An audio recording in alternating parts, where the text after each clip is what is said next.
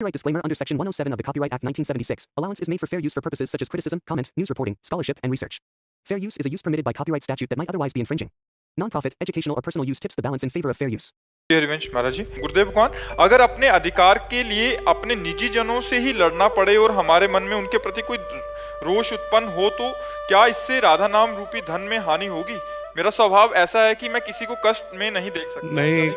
नहीं, जैसे कई जगह ऐसा होता है कि रोष करना होता है स्वाभाविक। जैसे गुरु को शिष्य पर दोष दर्शन करते हुए उसको निर्दोष बनाने के लिए कड़ा स्वरूप प्रकट करना पड़ता है।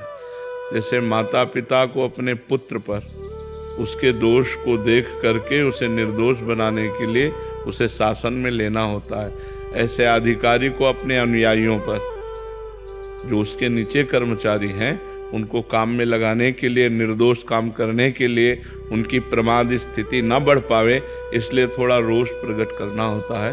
पर वो स्वांग माने अभिनय मात्र होना चाहिए, हृदय से क्रोधित नहीं होना चाहिए।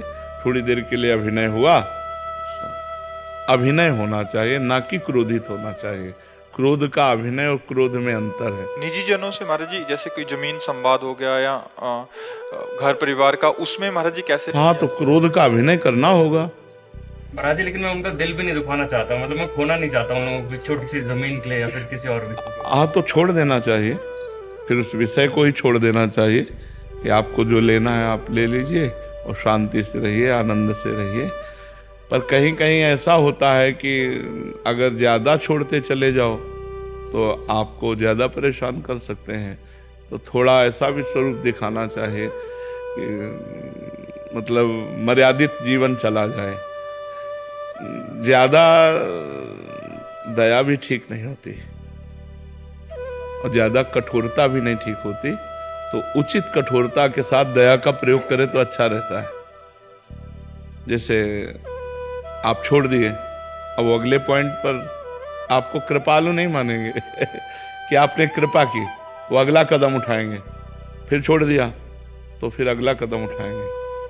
और जब पहले ही कदम पर कि न्यायपूर्वक आप अपनी संपत्ति को ले सकते हैं, जैसे पांडवों ने कहा यद्यपि एक छत्र राज्य मुझे मिलना चाहिए, क्योंकि शर्त थी 12 वर्ष का वनवास और 1 वर्ष का अज्ञातवास पूरा होने पर पूरा चक्रवर्ती सम्राट पद आपको दे दिया जाएगा, तो हमें पूरा राज्य मिलना चाहिए। लेकिन यदि आप नहीं देना चाहते हैं तो हम बिना युद्ध किए राजी हैं, आप आधा राज्य दे दीजिए। हस्तिनापुर का राज्य आप कीजिए और इंद्रप्रस्थ का राज्य हम करते हैं। उनका नहीं देंगे।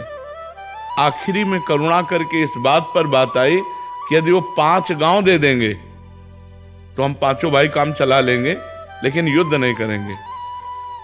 तो दुर्योधन ने कहा सूजी के आगे की नोक भर नहीं दूंगा, तो कहा फिर महाभारत पक्का।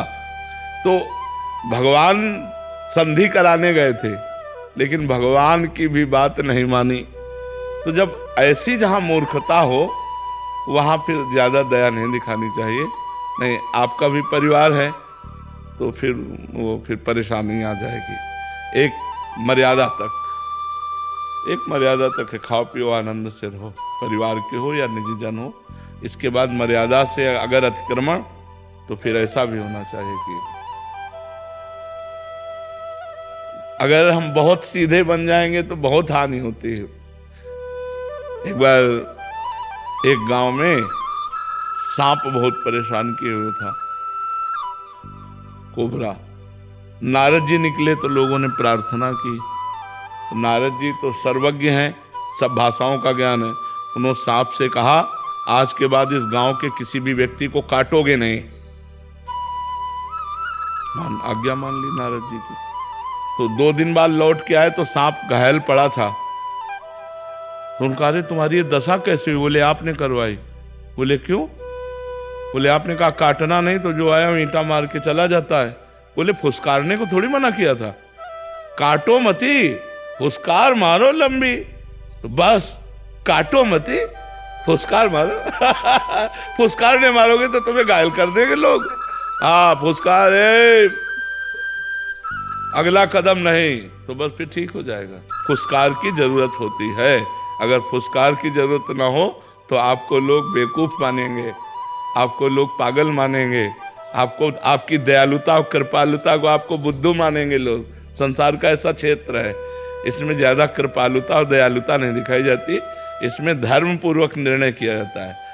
हाँ कहीं ऐसे ठीक है आप ले जाओ खाओ पियो, लेकिन अगला कदम अगर उनका बढ़े तो फिर उसका विरोध होना चाहिए, क्योंकि परिवार है। अगर ऐसे होगा तो बहुत ही विचित्र है।